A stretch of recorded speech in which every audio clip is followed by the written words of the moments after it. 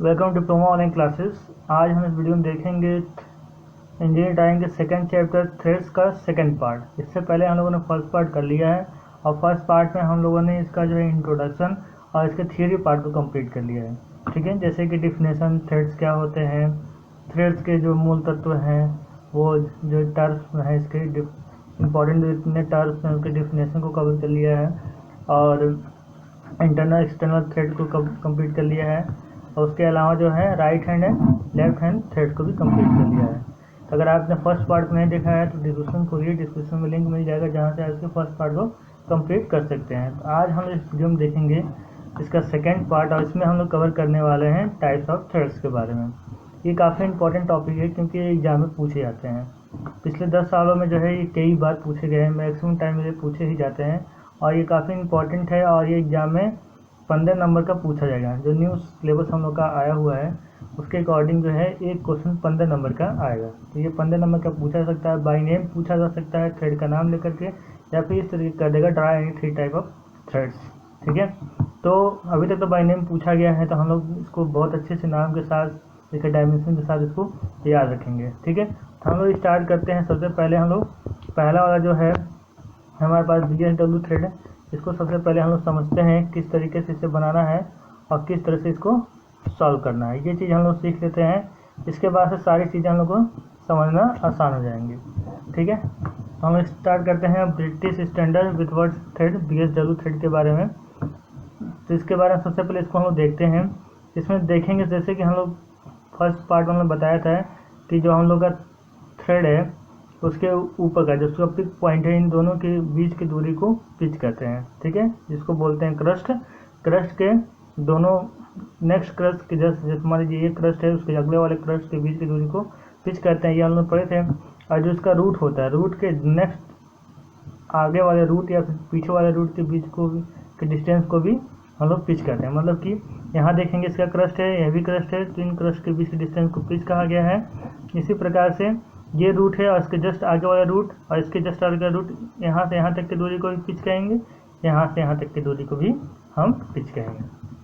तो ये हमें बनाना है, इसे हमें फ्री हैंड नहीं बनाना है। यहाँ पे देखेंगे सबका डायमेंशन दिया गया है, तो हमें डायमेंशन के अकॉर्डिंग बनाना है।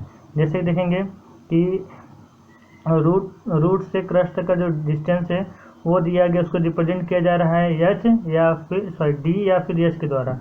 और ये किसके बराबर है? ये H बराबर है 0.96 P के बराबर है। ठीक है, अगर हम इसे नोट करें एक पेपर पे तो यहाँ पे हम देखेंगे कि जो हमारा D या फिर H है, पेन से नोट करते हैं ताकि क्लियर हो ये चीज़ें। ठीक है, तो हम यहाँ पे नोट करते हुए चलते हैं D या फिर जो हमारा H है वो 0.96 P है। मतलब P की जितना होगा उसमें हम मल्टीप्लाई करके हम जो है रूट और क्रस्ट के बीच का जो है हाइट है वो हम निकाल सकते हैं। ठीक है, इसको बोलते हैं थ्योरेटिकल डेप्थ। ठीक, उसके बाद हम देखेंगे कि जहाँ हमारा क्रस्ट है और उसके नीचे से जो है ये प्रोफाइल जो बना हुआ कर्व वाला प्रोफाइल है, वो क्रस्ट एकदम ऊपर तक नहीं गया है, नीचे से ये कर्व हो गया है, मुड़ गया है। ये कितने डिस्टेंस के बाद से ये कर्व हुआ है तो बताया गया है D/6 के बाद। इनके बीच की डिस्टेंस जो है वो D/6 है। ठीक है, इसके अलावा नीचे से भी देखेंगे तो रूट से के कुछ पहले ही जो है प्रोफाइल जो है कर्व हो गया है, वो कितना है? वो भी D/6 है, वो भी D/6 है। ठीक है, इसके अलावा जो है माइनर डाया की बात करें तो माइनर डाया क्या होता है? जो हम लोग का रूट से रूट तक का डिस्टेंस होता है माइनर डाया होता है। तो माइनर डाया यहाँ पर दे रखा है स्मॉल d, यहाँ पर दिया small d equal to 0.64 P है। ठीक है, इतना चीज़ यहाँ पे हम लोग का दिया गया है। अब इसी के अकॉर्डिंग जो डाटा दिया गया है इसी के अकॉर्डिंग जो है हम लोग इसको बनाएंगे, लेकिन यहाँ पे कोई भी वैल्यू नहीं दी गई है। ठीक है, तो हम लोग वैल्यू कैसे निकालेंगे इसका, ये चीज़ सीखनी है। तो ये चीज़ सीखने के लिए हम लोग क्या करेंगे, पिच मारेंगे। पिच हम लोग मान लेते हैं 40 mm। ठीक है, ये अपने मन से मान लेंगे। अगर एग्जाम के पेपर में पिच की वैल्यू दे रखी है तो हम वही लेके चलेंगे, अगर नहीं दे रखी है तो हम अपने मन से मानेंगे और कुछ भी मान सकते हैं। हम लोग 40 में मान के चलते हैं ताकि इस पर ईजिली ये बन जाता है। और एक बार और बता दें कि जितने यहाँ पे हम लोग देख रहे हैं जितना भी स्क्रू थ्रेड देख रहे हैं, इन सब की इंडिविजुअल वीडियो अलग अलग एक एक वीडियो तो एक टॉपिक पे एक पॉइंट टॉपिक वाइज वीडियो हमने ऑलरेडी बना रखी है और उसमें अच्छे से हमने ड्रा किया है पेंसिल और रबड़ और स्केल और कंपास का यूज करते हुए जैसे आप एग्जाम बनाते हैं वैसे बना करके हमने दिखाया हुआ है। अगर आप उस वीडियो को देख लेंगे तो आपको 100% बनाना आ जाएगा। यहाँ पे हम इसको बिल्कुल डिस्क्राइब कर रहे हैं पूरे चैप्टर को, तो डिस्क्रिप्शन में उसका लिंक दे देंगे। उस सारे वीडियो को, इन 8 वीडियो को जा करके देखें, 2 से 3 बार देखें और 2 से 3 बार ड्रा करें, एकदम आपको 100% बनाने आ जाएगा। लेकिन फिलहाल यहाँ पर एक बार समझ लेते हैं इसका एक बार एक व्यू में, ताकि सारी चीज़ें जो फंडा है वो आपको यहाँ पे समझ में आ जाए, ताकि आगे उस वीडियो को देखेंगे तो और अच्छे समझ में आएगा। तो देखिए यहाँ पे पी हमने मान लिया है, पी के अकॉर्डिंग जो है हम कैलकुलेशन करेंगे। जैसे कि जो डेप्थ है डी आर फिर एच इक्वल टू 0.96 पी है। अगर हम उसको एच को ना मान कर हम डी ही मान लेते हैं, डी 0.96 पी, तो पी की वैल्यू 40 लिए हैं तो हम 40 से यहाँ मल्टीप्लाई करेंगे, ठीक है। उसके बाद से इसका 40 से जब मल्टीप्लाई करेंगे तो कितना आएगा, 38 के आसपास आएगा, 0.96 इंटू 40, इसको करेंगे 38.4 mm आएगा, ठीक है। इसी तरह d/6 निकालेंगे तो यहाँ पर रखेंगे 40/6, ये आएगा 6.66, कितना आएगा 6.66, 40 डिवाइडेड बाई 6 तो ये आएगा 6.66। इसे नियर अबाउट ले लेंगे 7 mm के आसपास, 7 mm लेकर इसको बनाएंगे। उसके अलावा क्या चाहिए, स्मॉल डी की आवश्यकता नहीं पड़ती है, अपने आप ही निकल के चला आता है। ये कैसे आएगा ये भी देखेंगे हम लोग। 0.64 इंटू यहाँ पे पी का वैल्यू 40 माना गया है तो 40 हम लोग यहाँ रख दिए। अब इससे जो हम लोग कैलकुलेट करेंगे कितना आएगा, ये आएगा 0.64 इंटू 40, ये आएगा 25.6, इसको हम लोग 26 इजली मान के बना सकते हैं, ठीक है। तो हम लोग को ड्राइंग बनाने से पहले इसके साइड में ये हम लोग कैलकुलेशन भी करेंगे कि किस तरीके से हम लोग को ये कैलकुलेट करना है। इसके बाद अब देखिए अब इसे बनाना कैसे है, ये चीज़ हम लोग सीखते हैं, ठीक है। हम लोग बना रहे हैं BSW थ्रेड, ठीक है। अब देखिए किस तरीके से बनाना है ये हम लोग यहाँ सीखते हैं। हमने पिच माना हुआ है, पिच कितना है 40 माना हुआ है। हम लोग को करना क्या है, तो देखिए जितने हम लोग को प्रोफाइल बनाना है, 2 बनाने, इसमें कम से कम 2 बनाया जाता है, 2 बना हुआ है, तो 2 बनाने के लिए हम 3 से मल्टीप्लाई करें, 2 प्रोफाइल बनाने के लिए 3 से मल्टीप्लाई करेंगे। किसमें मतलब पिच में, पी इक्वल टू 40 है तो इसमें हम लोग 3 से मल्टीप्लाई कर देंगे और ये कितना आ जाएगा 120 आ जाएगा, 120 mm आ जाएगा, ठीक है। ऐसा क्यों कर रहे हैं अभी समझ में आ जाएगा। देखिए करते क्या है, हम लोग क्या करेंगे इसे बनाने के लिए, हम लोग क्या करते हैं, सबसे पहले 120 यानी कि 12 सेंटीमीटर यानी 120 mm की सीधी लाइन खींच देते हैं, खींच दिए सीधी लाइन। उसके बाद से जो उसका डी आया था, डी कितना आया था, जब डी की वैल्यू देखेंगे तो डी आया 38.4। एक चीज़ आपको बता दें कि D equal to H equal to P हम ले सकते हैं, ठीक है। D equal to H equal to P मतलब कि जो पिच है वही हमारा डी भी हो सकता है, ठीक है। लेकिन हमको सही चीज़ पता होना चाहिए कि सही में एकदम एक्यूरेट क्या होता है, तो एक्यूरेट होता है 0.96 इंटू पी, ठीक है। अगर हम पी ही ले लें डी के स्थान पे तो वो गलत नहीं होगा। तो हम लोग जो आपको अच्छा लगे वो लेकर बनाइए। यहाँ पर दिया हमारा वैल्यू आया 38.4, तो 38 लेकर बनाइए, चाहे तो 40 लेकर बनाइए, ठीक है। तो हम मान लेते हैं 40 लेकर बनाते हैं, ठीक है। तो हम लोग को करना क्या है, अब यहाँ से 40 mm या फिर 38 mm हम लोग ऊपर की तरफ जाएंगे और यही काम हम लोग यहाँ भी करेंगे। 40 mm 38 mm ऊपर की तरफ जाएंगे और इसको पूरी तरह से इस तरह से मिला देंगे, ये पूरा एक बॉक्स बन जाएगा, ठीक है। उसके बाद से क्या करना है, उसके बाद से क्योंकि 40 पी जो है हमारा है 40 mm है, तो हम क्या करेंगे 40 mm पर इसको डिवाइड करेंगे, तो ये 3 भाग में डिवाइड होगा क्योंकि ये 120 है, हम इसको 3 भाग में डिवाइड कर लिए। अब इसे हम इस तरीके से मिला देंगे और ये पूरा काम अभी हम लोग 4H पेंसिल का यूज़ करते हुए, 4H पेंसिल या फिर 2H पेंसिल का यूज़ करते हुए हम इसको बनाएंगे। हल्का बनाना है, मतलब कि इसको हल्का बनाना है, ठीक है। तो हम देखेंगे इसके और इसके बीच का डिस्टेंस जो है 40 mm है। ये अगर इस तरह से इसको बनाया जाए प्रोफाइल को तो देखेंगे दोनों जो क्रस्ट है, दोनों क्रस्ट के बीच के डिस्टेंस जो 40 mm है और दोनों रूट के बीच भी डिस्टेंस 40 होना चाहिए। रूट नीचे बनेगा, मान लीजिए एक रूट यहाँ आता है, एक रूट यहाँ आता है, फिर एक रूट यहाँ आएगा। तो इसके लिए क्या करेंगे, हम जो 40 mm आया हुआ है इसको हम डिवाइड करेंगे 2 से, हमेशा 2 से करेंगे और ये हो जाएगा 20 mm। हम क्या करेंगे यहाँ पर 20 mm पे एक और मार्क करेंगे, फिर 20 पे ऑलरेडी है, फिर 20 पे यहाँ पर, मतलब कि यहाँ से यहाँ तक की डिस्टेंस जो होगी वो पिच के बराबर होगी 40 mm। फिर यहाँ से यहाँ तक यानी कि यहाँ से 20 और फिर यहाँ से 20, ठीक है। यहाँ से यहाँ भी 40 हो जाएगा, ये लिखना नहीं है, हम लिख के बता रहे हैं, ठीक है। तब क्या करेंगे, इसी बीच को यहाँ भी मार्क करेंगे, यहाँ भी मार्क करेंगे और यहाँ भी मार्क करेंगे और इसे आपस में इस तरीके से हम मिला देंगे। ठीक है, ये भी काम जो है हल्के वाली पेंसिल से ही होगा, 2H या फिर 4H पेंसिल से यूज करते हुए।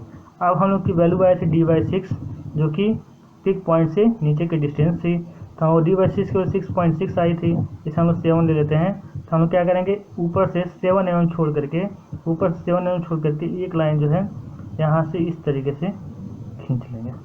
ठीक है, उसके बाद से ये नीचे की का वैल्यू है D/6 था, तो नीचे की वैल्यू D/6 लेकर के 7 mm लेकर के यहाँ से इस तरीके से हम लोग लाइन को खींच लेंगे। ठीक, अब करना क्या है, अब करना ये है कि हम लोग देखेंगे कि यहाँ से इस पॉइंट से और इस पॉइंट को जो है हम लोग को मिलाना रहेगा। लेकिन किस तरीके से मिलाएंगे, पूरी तरीके से हम लोग इसको नहीं मिलाएंगे। यहाँ पे जो है देखिए, अब यहाँ से यहाँ तक के डिवाइस स्केल अगर यूज किया जाए, एक सेकेंड,